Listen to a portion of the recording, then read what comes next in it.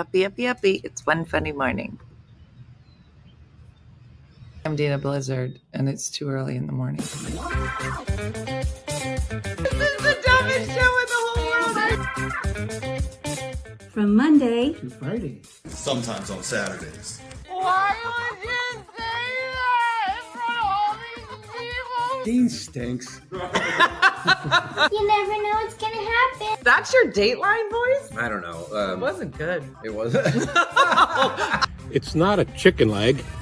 This is a chicken leg. Look at that manhole cover on my face. Not a bad rendition of me. Hold on. We know your brother. We'll give you a ride to school or whatever. That's called our small murder town. in New Jersey. He was a lot Like with with his everything. What's outside your puerta de clima? That's Stellan! Yeah!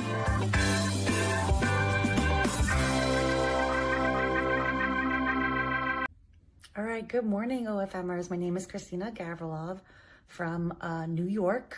I just moved to Long Island from Queens. I am a Queens teacher on spring break right now, which was much, much needed. And do you hear the quiet that is in this house? The quiet in this house, it's so quiet because my husband is at work, who is a hair colorist. I'm very lucky. And my 6 and 8-year-old are at a gym camp for the day because I needed a break. I also wanted to show you this cabinet behind us that I nicknamed lovingly marriage counseling.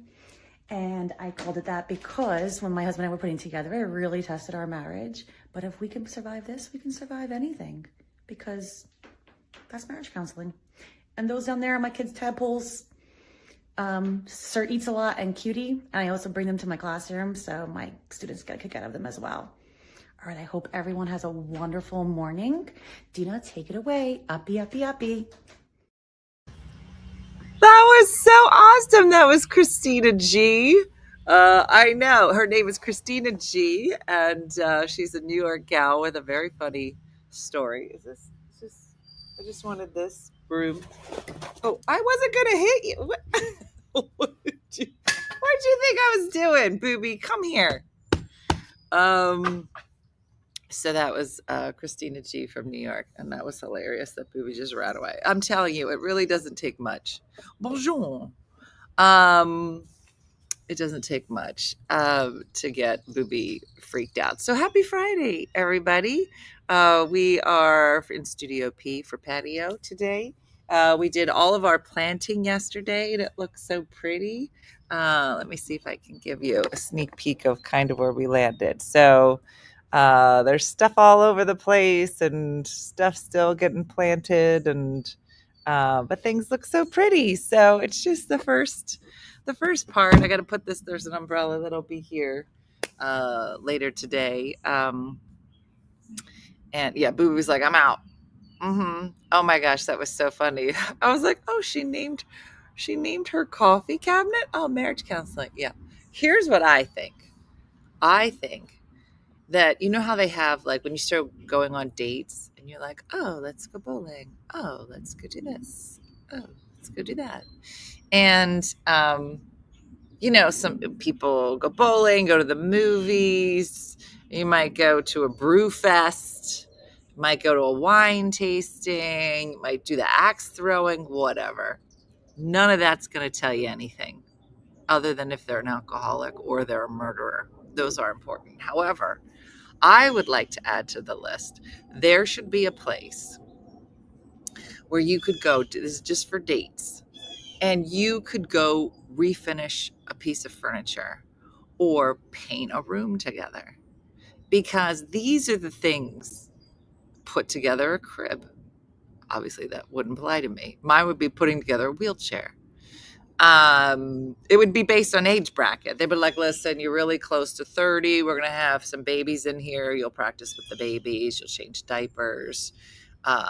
You'll run around all day, not get any sleep, and then try to make anything for dinner. Like, those would be accurate depictions of what you will see in the long run? What are the things that will stress your relationship? I always said canoeing was a great exchange to figure out really fast whether you can work together or not. That is good, Denise. Mm-hmm. Yes, that is my pride flag over there, Joyce. I have to find a way to hang it back here. So come here, boob. Booby. Yeah.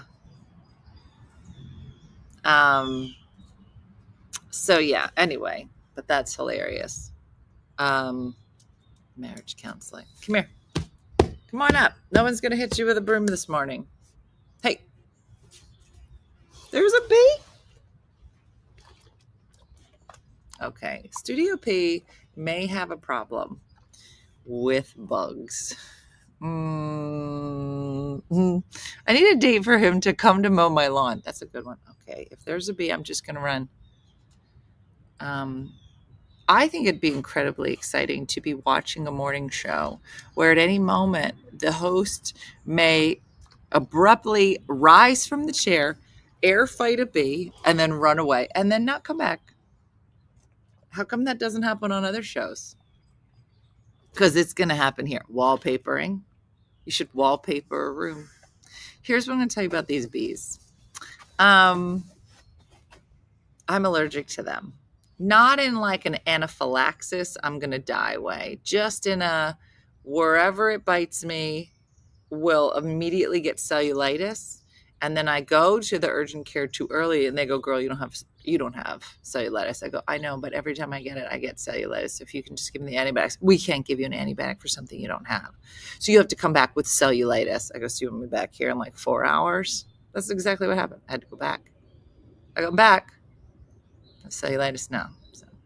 Because the first time she was like, no, it's just like a local inflammation. I'm like, it's going to run down my arm. Do you want to circle it with a pen? That's what I do. I circle it with a pen. And then the longer it gets, down my arm. I feel like the show often has the host getting up, walking away, and never coming back. Okay, Katie, I don't know that anybody needed that today. No, not yet, Eileen. There was just a bee here. But I guess you need bees for pollinating these flowers. Didn't think that through. Okay. My husband's coaching my granny basketball team. After 30 years of marriage, he gets to tell me what to do and I have to do it. I told him it's your one chance, buddy. I did show my flowers, man. Yeah, the yellow jay, you have to worry about it. I just have my carpenter bees because they're showing my house into Swiss cheese. Yeah. So there were 2 carpenter bees that got into the house last week, and I kept opening windows and popping screens out so they could get out. Only one of them made it. But I tried. Yeah, too much. Yeah, they love me. Did you see there was like an article not long ago that said that there are some people that will say, if I'm outside, I will get attacked by things, by bugs, mosquitoes, whatever it is. And they said that there are certain people, I don't know, your pheromones, your blood tastes yummy. I don't know what it is, but there are certain people that are more apt to get bit than others. I'm a hateful person. So I think the bees know that. And they very rarely bother me. But yeah, it's a thing. Couple compatibility. How do they behave when they catch a cold together? Interesting. You'll be fine, and I will have 50 mosquito bites. Yeah, I should get some citronella candles. That's a good idea.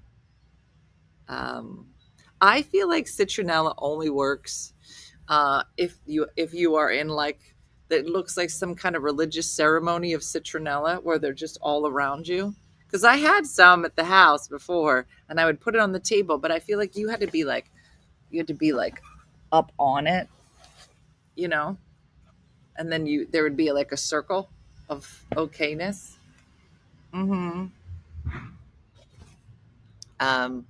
But really the only good way, you know what I love? I love the idea of this. Let's talk about summer, like things in the summer that you get either for your house, your patio that you love, but you're like, it breaks. Like, you just like, I love the idea of tiki torches. Love it. I'm tiki me out. Tiki. I would love it. Here's what I know. They would get moldy. I would burn a house down. I would have them never turn them on because I'd be like, I don't want to go out in the grass. Like, there's just certain things. You know what I'm saying? Rub your hands on the citronella and then put it on your arms.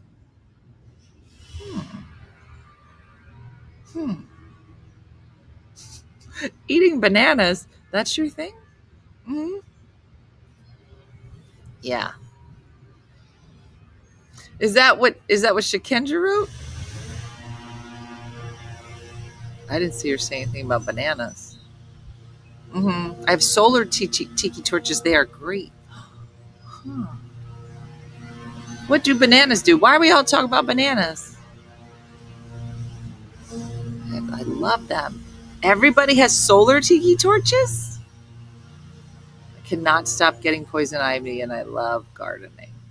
Mm-hmm. Yeah, like what is something that you love on your patio? You're like, this thing has been the best. I do. You know what I love? I'm going to show it to you. And I know I keep saying I'm going to put stuff on my Amazon, but I should really do it. Mosquitoes are the only downside to summer. You buy that and the burning sun. There's that. Mm-hmm. Fire pit. I love a good fire pit. My swing, my fountain. I'm going to go pick up my motor today. Yeah, I was thinking how quiet it was, and then here come the mowers. Solar lights, my shed. It's so pretty. I don't think I've ever been this ready for summer. Mm-hmm. For a bee sting, rub a fresh cut onion on it. It really works. What? I didn't know there were solar tiki torches. Yeah, look at me checking out my yard. I'm like, could I do tiki torches? Make it a little Hawaiian up in here. Mm-hmm. Found an RV fence. Can't wait to get it on Saturday. It's so good. My pool and my friends over. Hammocks are awesome. That would be nice back here. A nice hammock. I could just come back here. I did. We finished yesterday, Lori. And summer, I like getting my car with the windows up and no AC for a few minutes. I love that initial bake. Isn't it? It's like a little sauna. But it only is like 9 seconds, Jeremy, and then you die. So you gotta really have your finger on that window button, because you're just like, I can feel this. This is so good for my skin. Now my skin is burning. Now my soul is burning. I'm gonna die. It's such a yeah. It's so funny. The Google says there's no scientific evidence to support it, but I was told eating bananas helps to not get bitten by mosquitoes. The solar lights around the deck and the pool are my happy place. I love the tropical look of my patio. I did stop yesterday when I picked up more dirt. Oh, Michelle decided to join.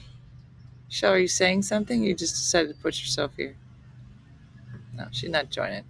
She didn't sleep last night, so she's not going to join.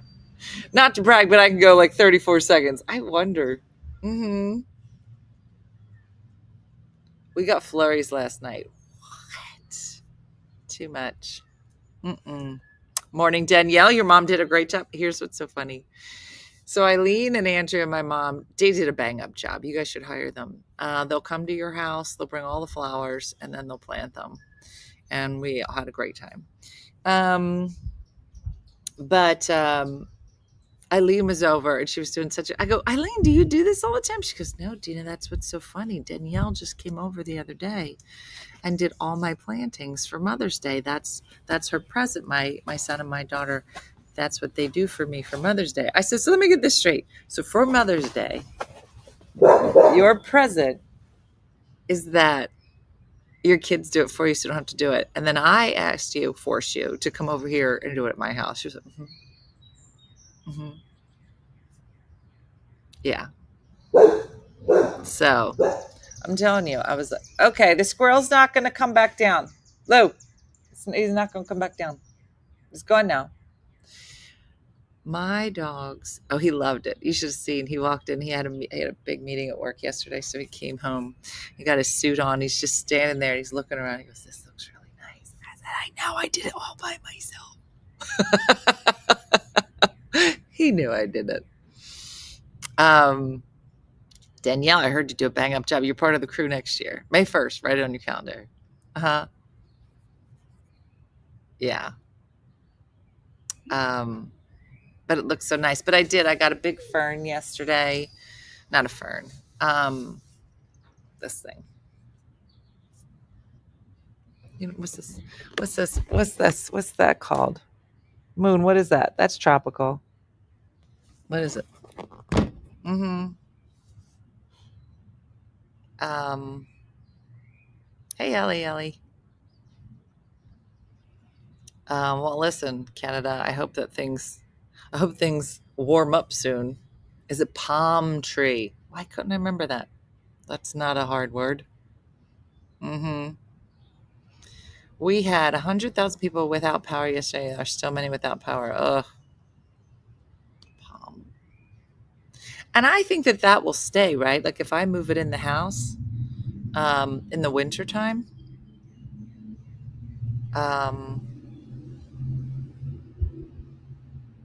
Karen, it's coming along. It's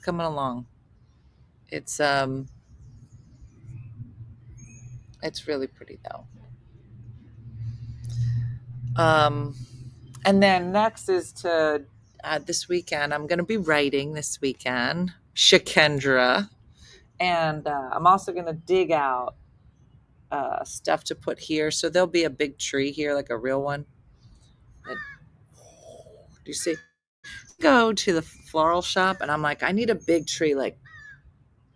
And then this is palm. I like to act out the flowers. Do you guys? Yeah. I used to unalive those palms. And I just put them out about a week ago. You do, Kathy? Oh, that's good. I might get another one then because I really like this one. I've got a couple more pots here from Eileen. I'm going to fill them with palms. And I tried to get clematis yesterday, but I gotta work on how I'm going to put that together. But that's going to be my favorite part is clematis. Mm-hmm. I know it sounds like a venereal disease, but it's not. Oh, really? Mm-hmm. I just joined. Are we playing charades? Yes, we are. It's called flower charades, where I just act out flowers and you have to guess what they are. Mm-hmm. What I missed? Nothing, Holly. Actually, you're right on to a crepe myrtle. So fun.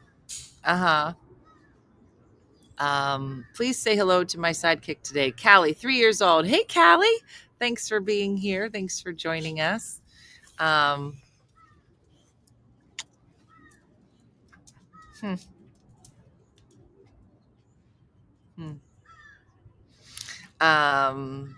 know it is. It's May 2nd, in case anybody forgot that we just got a new month by, but it's going to be lovely.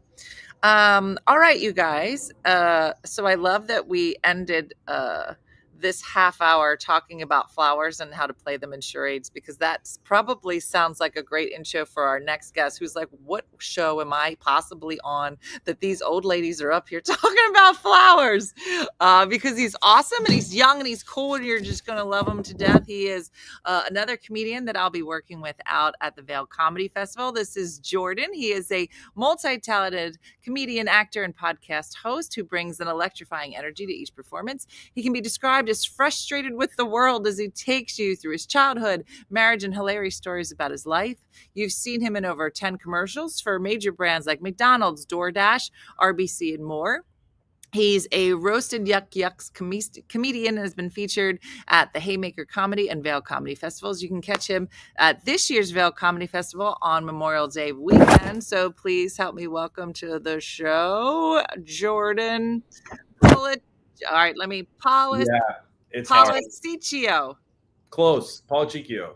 Policicchio. Okay, nice Italian boy. Yes. All right, nice. So Jordan, it says you're married here too. You look like you're 18. Wow, I'm 33 as of Tuesday. What? Oh, that's so lovely. Yeah. So how long you been married? It's going to be a year in 16 days. I love that you know how many days it is, Jordan. Well, yeah, you got to know the days. And well, that's because it's your first anniversary and you have to know it on your first, but in a couple of years, you'll be like, eh. But it's beautiful. I love that about you already. I love that. And I know there's so much to ask you, but did your wife know you before comedy or did you guys meet and then you started doing comedy? Oh, okay. You want to know the whole story? Also, how do I say your name? Is it Dina? Yeah, Dina. Dina. Okay. Thanks for having me. So I was bartending at this place called Bar Begonia, which is weird that you were talking about flowers because that's a flower. Yes, it is. I have some right here. Yeah, it's strange. So I was bartending, and I don't know if you know those bars where it kind of displays the cocktail bartender. There was like a half round in the bar and then a chef's table. So she came in one night, like 7 years ago now, I guess. And her friend who's never late was late, and she was by herself, and she sat kind of like off to the side.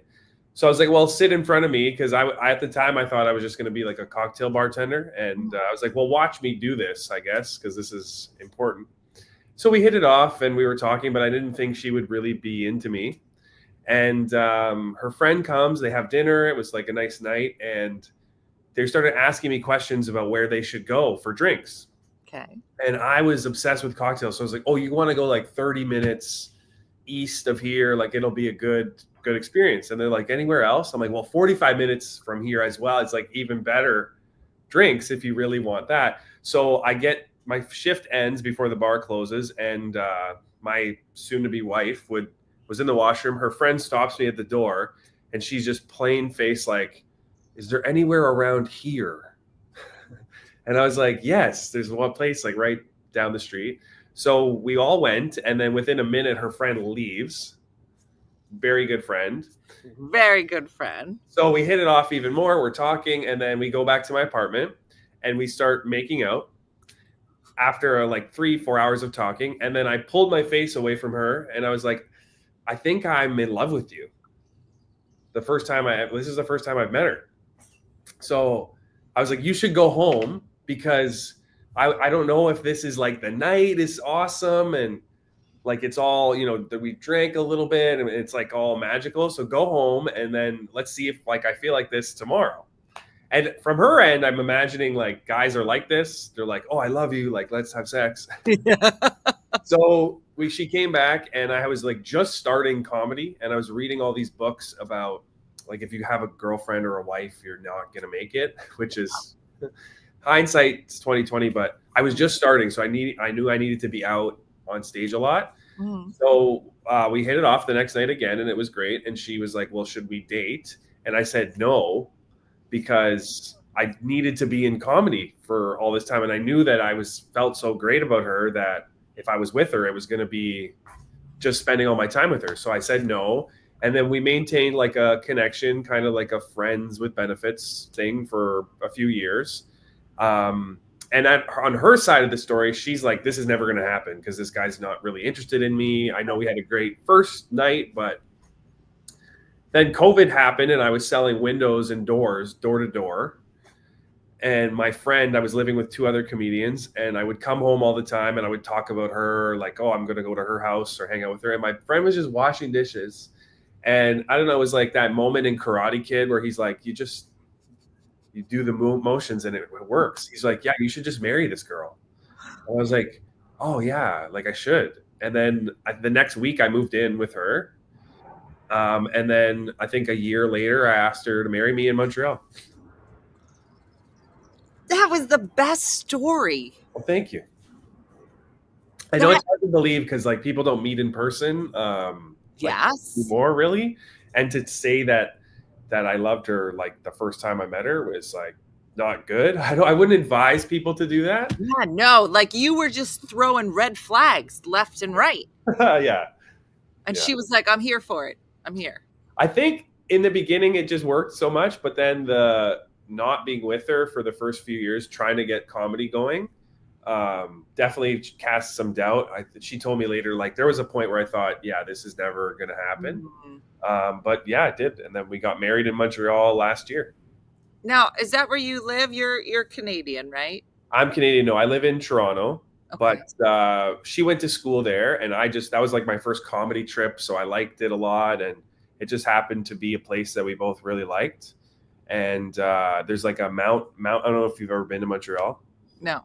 So they have a mountain in the middle of the city. It's called Mount Montreal, and you can walk up it. It's beautiful. There's parks inside of it and stuff, and it overlooks the city. So I proposed to her on the top of there, and there was this guy that was like taking pictures. And it just so happened that we were the only people there, and he got a picture of it. So some random French Canadian guy has a photo of he asking her to marry me. That's so funny. Now, it was so funny because I was looking at your Instagram, and I have a friend. She's here. Her name is Judy from Saskatoon. Oh, wow. I had never heard of Saskatoon in my whole life. Yeah. And we had been talking. We met through the internet, and I was like, listen, I'm gonna come meet you in Saskatoon. I didn't. And when I got to the airport, Jordan, I was like, there's not gonna be anybody on this flight. It was completely packed. Yeah. And it was like, if you miss this flight, you can't go for 10 more days. And I was just like, why is this flight packed? And they're like, because it's the only flight that goes to Saskatoon. Like you have to purposefully be going to Saskatoon. And I had the best time. But so Jordan has a video on his Instagram of all the different people from all the different provinces, and they're so funny. Yes. It looked like that one went pretty viral. It did do well. Yeah. Well, I didn't post videos for like a long time because I wouldn't say erroneously, but maybe in error, just focused on like the skills in real life. Well, there's that. There's that. And and then it occurred to me, like, if you want to get somewhere, you need the following. So hopefully some of them do well. Yeah. Yeah. No, it was really funny. So, so during the pandemic, I started doing this morning show, and we have a lovely group of people here who will follow you and come see you at different places. But are you in Denver right now? No, I'm I'm originally from Jersey. I just moved over the bridge to Philadelphia. Oh, wow. And yeah, so no, I've been to Denver. I've been to Breckenridge and to Boulder, but never to Vail. But did you go to Vail already before? No, I just put that in as I needed desperate for credit. So anything other than like my mom loves me, putting that in there. Yeah. Like, yeah. How do you like Philly compared to Jersey? It's different. I posted a video, speaking of videos that went crazy. It was during like the lead up to the Super Bowl, and the Eagles were doing really well. And I went to like a local shop, right? Like a food store. And I turned the corner, and there is a man in a full Eagle outfit, like one of those that you put air in. But he was food shopping, and like nobody was bothering him. He was in the frozen food section, just pulling stuff out, and he's trying to like move around so he could see like those big dinosaur ones, but it was an eagle. And nobody in the shop was paying any attention to it. And I was like, what? And so I just recorded it, and he's just food shopping, but just as an eagle. And it was hilarious. I was like, this is how you know you moved to Philly. So it's stuff like that. Pride. That's pride. It's very funny. It's a little more angry here. I mean, I think we have like an attitude problem from New Jersey. But I was sitting at a light one day, and there was like a gray car in front of me and a white car, and gray car is totally cool, just looking straight ahead. White car is losing its mind, just flipping him the bird, just screaming. And it's 10 in the morning, Jordan. And I'm just like, I'm hanging back. I'm like, I don't know what happened before I just pulled up, but something went down. And, but Gray Car's being real cool and not addressing it at all. And I thought, well, good for Gray Car. He's going to be real classy. Yeah. Well, that was until the light turned green. And then out of the blue, Gray Car puts their arm out the window, which looks like an open beer can, lobs it over and hits White Car in the back window, and then White Car loses its mind. And I was like, Oh my God. it's 10 in the morning, and you're lobbing open beer cans up and over. I mean, he had a good arm. He must have done That's this before. crazy. But yeah, that's Philly. So I've heard. I went on vacation once, and I met a couple that lives there, and they were saying like, yeah, it is how it sounds that it is. It's a little bit, yeah. Do you have any idea why it's like that? You think? You Is there know, something in the water? I think it's like the Wild Wild West in a lot of ways. I mean, I think it's funny because I'm from South Jersey, and our influence is Philadelphia. And then if you go to like Northern Jersey, that influence is New York. But like our whole corridor in general has, I don't know. I think the thing that, yes, it could come off angry, but I think the good thing about it is that you never have to wonder where people stand. Like there are different parts of the country where I think people are a lot nicer and they say bless your heart, which means something different. Or like but I don't know how to take those people sometimes. I'm like, if you hate me, just spit on me or something. Like, just, I don't want to do this whole, like, so there's a little bit of that. Where you Canadians are all nice. Every Canadian I've ever met. Some can be passive aggressive, but yes, I think generally leading with the like, we're non-confrontational. Yes. Yeah. You guys are except in Vancouver. I would say Vancouver is like the least friendly. Really? Yes. You have the hottest guys in Vancouver. So when I went to Vancouver, I was touring through, but I didn't stop in Montreal, but spent a good amount of time in Vancouver. I started calling it Vancouver because I'm 52 now. So I went through a divorce, whole dating thing. So I was in my cougar time. And I do this morning show, but they're on West Coast time. So it was 5:30 in the morning, Jordan. I go to the Starbucks and I'm sitting there and I'm the only one there. It's 5:30 in the morning. They just opened. Well, then all of a sudden, like a whole parade of men started coming through. First, it was the construction workers. Then it was the police officers. It was like the village people of a Starbucks. And I was just like, guys, we can make a calendar just of hot men Starbucks. It was one of our favorite episodes. Wow. And we're just like, we're going to call this place Vancouver. It makes sense though, because they're very into fitness and jogging and hiking and taking care of yourself, which are all good things. Mm-hmm. But it's made them very, they're independent, I'd say. Like I was at a bar one time, football's on, and you probably experienced this in Jersey, probably in Philly. If hey, can we put the sound on for the game? And the waitress didn't even sometimes they're not going to do it, but they'll pretend they'll go talk to somebody. She's looked at me. She's like, no, I'm not going to do that. So I was like, oh, because I'm from Toronto. In Toronto, it's all about like trying to have a better time. Uh-huh. Then we had more people coming. There were some tables beside us. I was like, oh, there's a few more than we have space for. Can I move this table? Do you mind if I move this over? Uh-huh. And he's like, yeah, I do mind. And I was just shocked by that. And I was trying to explain to my friend, like, this doesn't happen. This is not us. This is not normal. That's really funny. Now, so coming out of the pandemic, there's a lot of people that have met each other. We started doing what we call adult field trips, where we started going at different places around the country. And so we took 100 and some people to Louisville, Kentucky. We've gone to San Antonio, New York, here in Philly. But our next trip is literally in like 4 weeks, and we're going to Quebec. Oh, Quebec City? Yes. Oh, and so it's our first international trip. There's like 55 of us going. And so what's your experience been with Quebec? So last time I was in Quebec in high school here, there's a trip you take to Quebec City. Mm-hmm. It's pretty far still. Mm-hmm. And it feels like an old, like Roman Catholic, like play. Like, I don't know how to describe it. Like, you're going to be amazed at the beauty of the buildings and everything. Yeah. Are you just staying in Quebec City, or are you going to Montreal too? No, just in Quebec City. You'll have a great time there. Like, the food is going to be amazing. The people might be French Canadians really love French Canadians. Like, that's their thing. Quebec wanted to secede from Canada many times, and they want you to speak French. They have really strict laws about it. They're like French-speaking laws. They have a language police. What are you talking about? Like, you have to speak French if you're from there. You can't really speak English. If you have a business, like, you can speak English, but if you have a business and say we had a cafe, me and you, at least I think 50% of the people have to speak French by law, and they'll come and check, and they'll like talk to you in French and grill you. Like, can you hang? Like, can you figure this out? And you have to get like classes you take if you don't speak it and you come over there. That's so crazy. Yeah, but you know what? As intense as it is, it's maintained why it's such a nice, Oh yeah. you know what I mean? So it's like, because like they're the truest Canadians. Like French Canadians are, Yeah. like they were first kind of.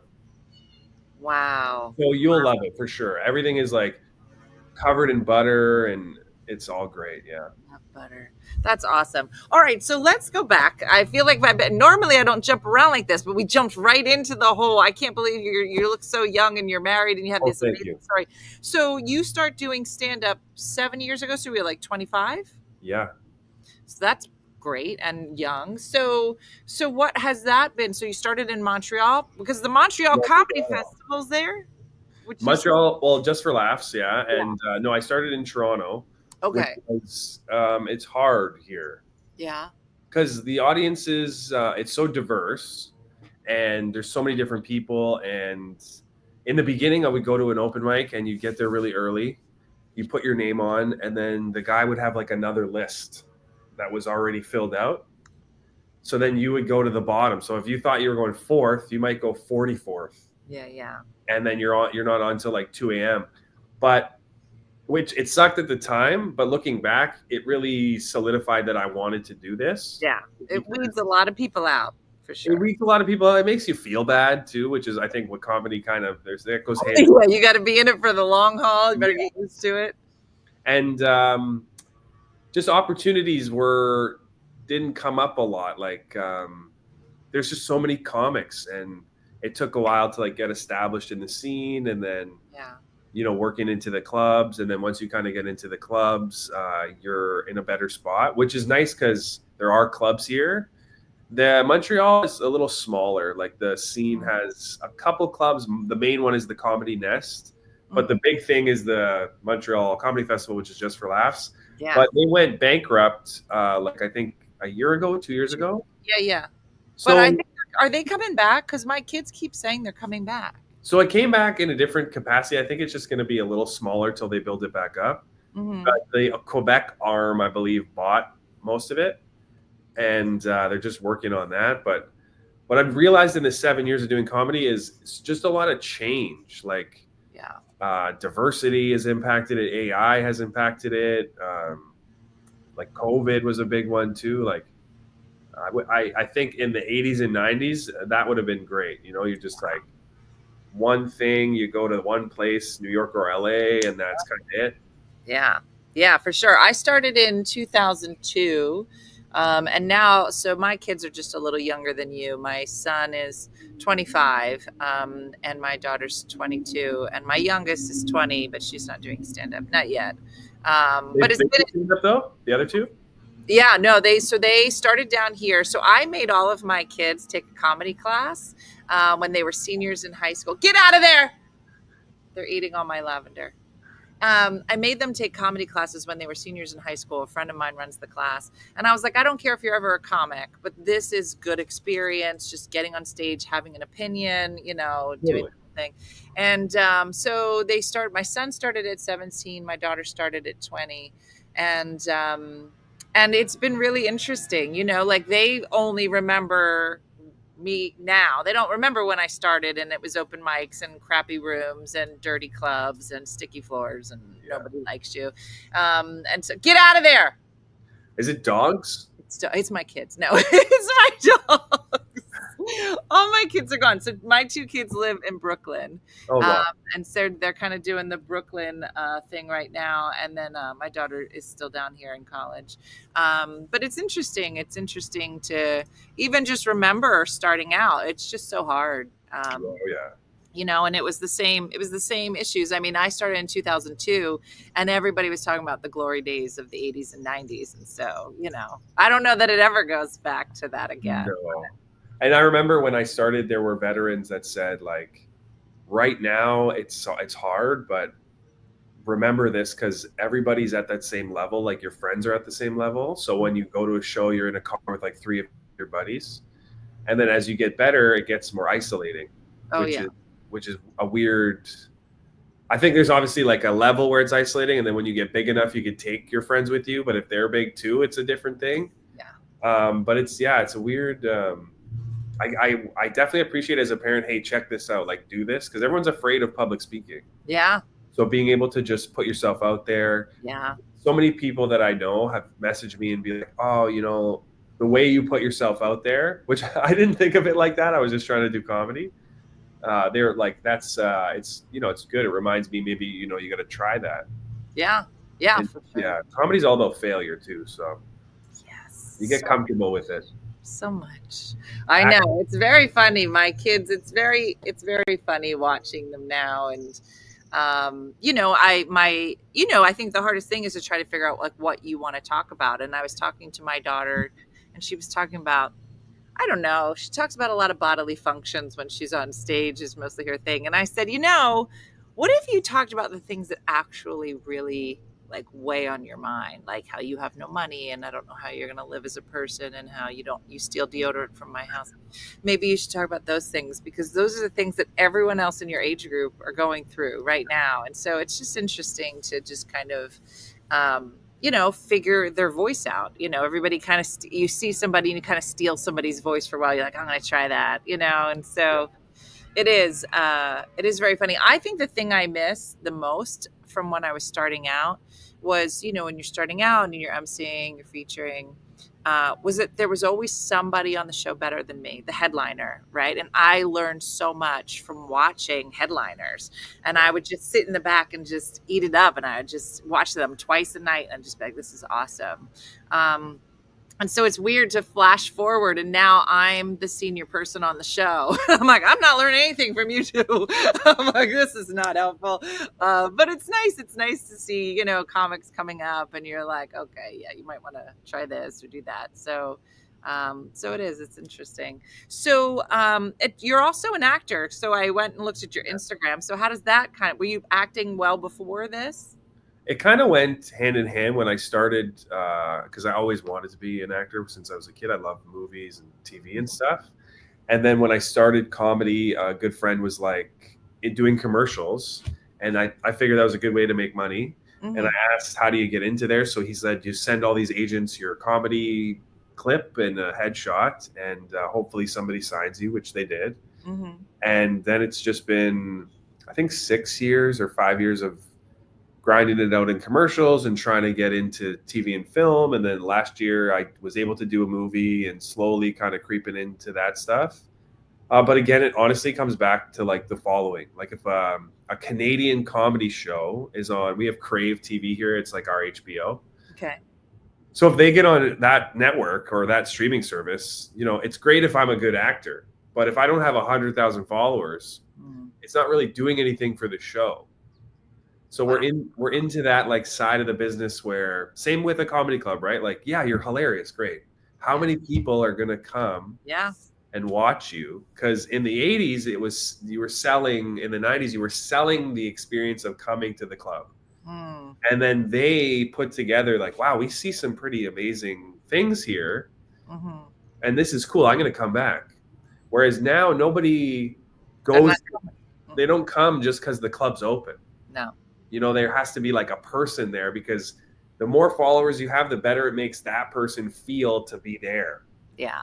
And the whole thing has kind of changed. And that's something with acting too. So, you know, in the beginning when I was just trying to get like 10 to 15 shows a week in, I would see the people that were really focused on social media and just thought like, yeah, that's not going to make you a better stand-up. But it got them fans and they could fill out bigger places. Yeah.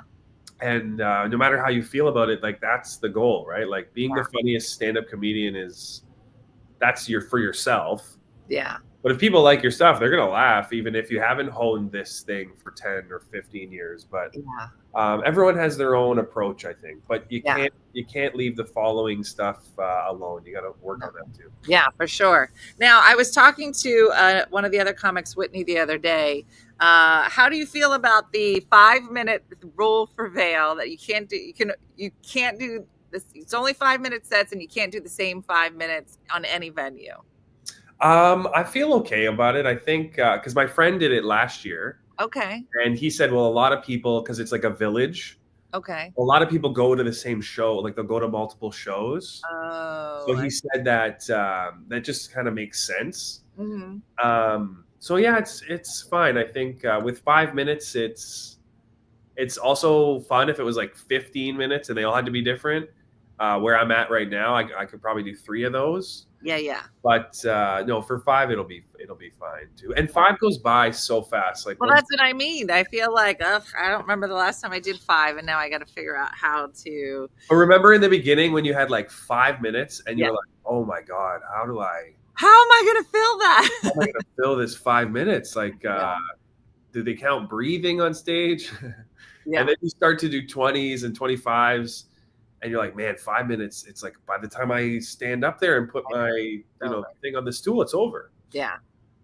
Shakendra just said, go to the same show. I don't understand. So Shakendra, there's multiple shows happening around this like little village area. So like somebody might come here and it might be me, Jordan, and Whitney on this show. And then that show's over. And then Jordan goes that way. I go this way. Whitney goes that way. But now you go to a different venue and I'm on that show, but with 2 other comics. And so it's kind of always mixing. So that's why, you're going to start to see the same people and they don't want that. So yeah. So that's fun. So what is the ultimate for you? So I know, Vail's coming up, you're doing more stand up. Would you rather be a super successful comedian or super successful actor if you had to choose? I think that it would probably be easier to be a super successful comedian because that's on you. Whereas with writer, well, just like as an actor, say whatever my eye falls out of my head. Like they're like, well, you don't look like you used to, and we don't have the same roles for you.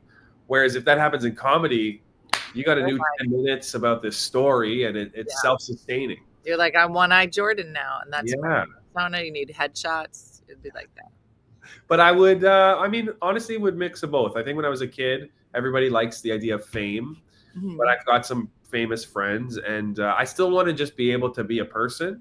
So, those actors in shows where you're like, you're always in the show, you're not the main person, but like you always have this supporting role that's really good or something. Mm-hmm. I think that would be the ideal scenario.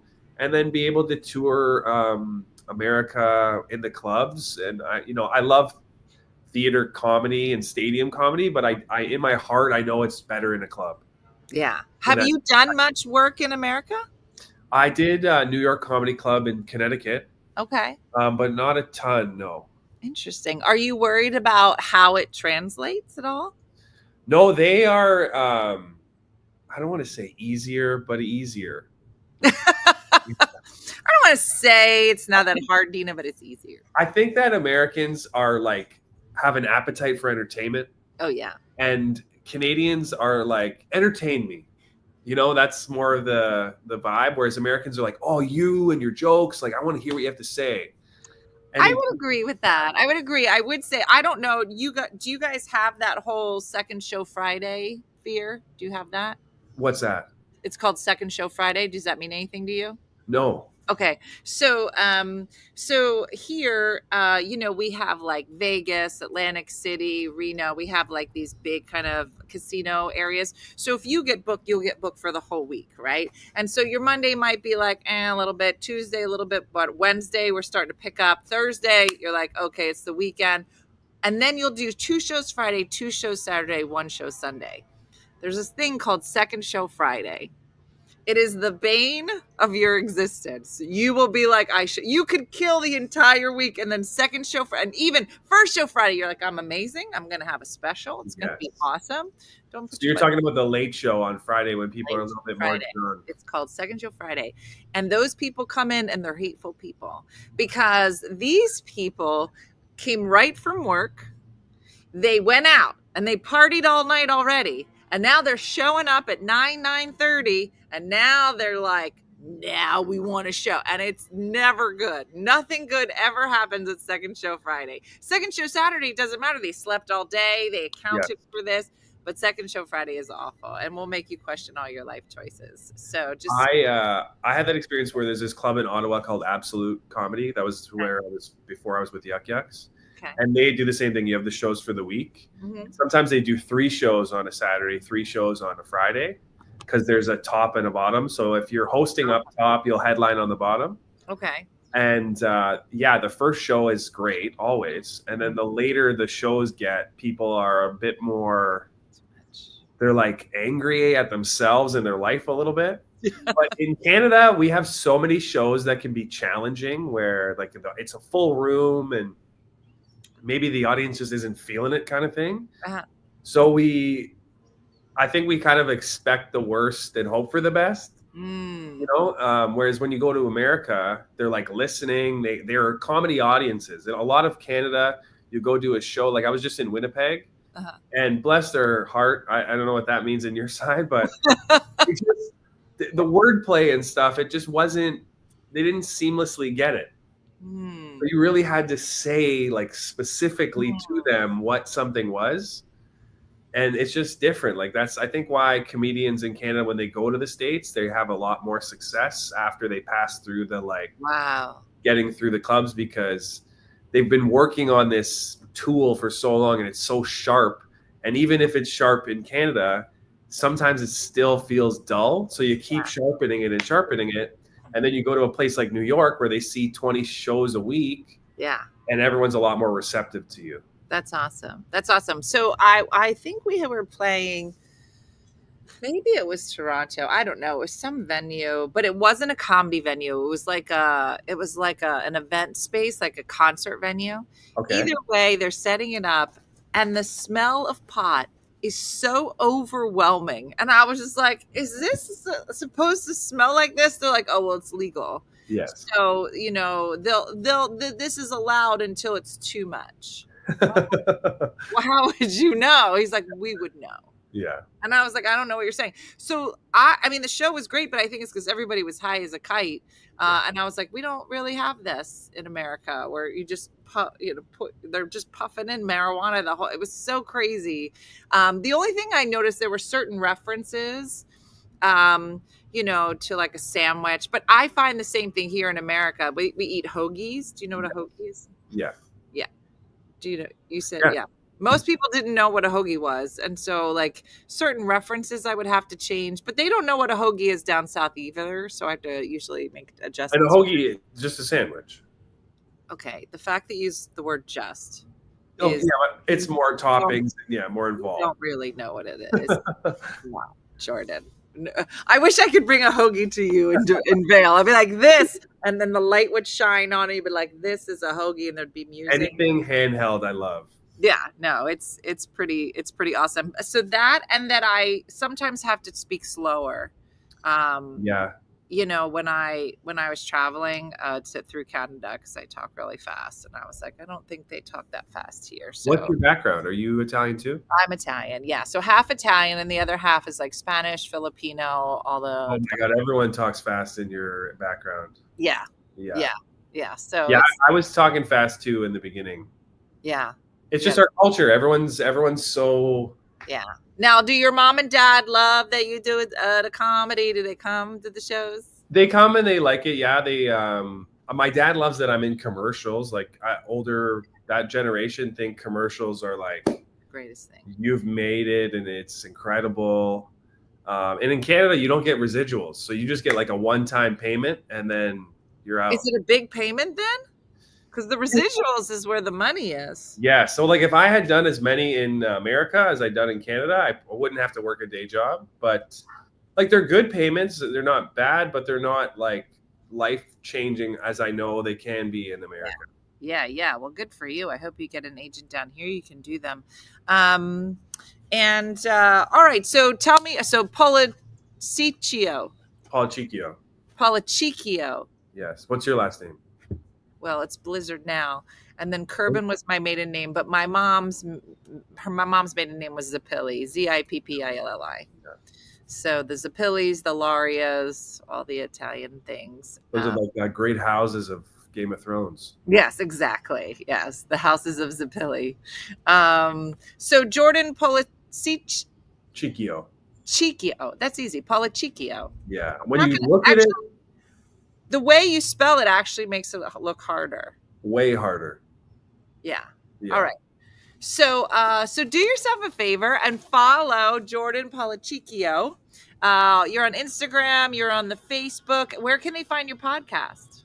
It's on YouTube, Spotify, Apple. It's called the Don't Be Sorry podcast. I do it with an old high school friend. I've known him pretty much my whole life.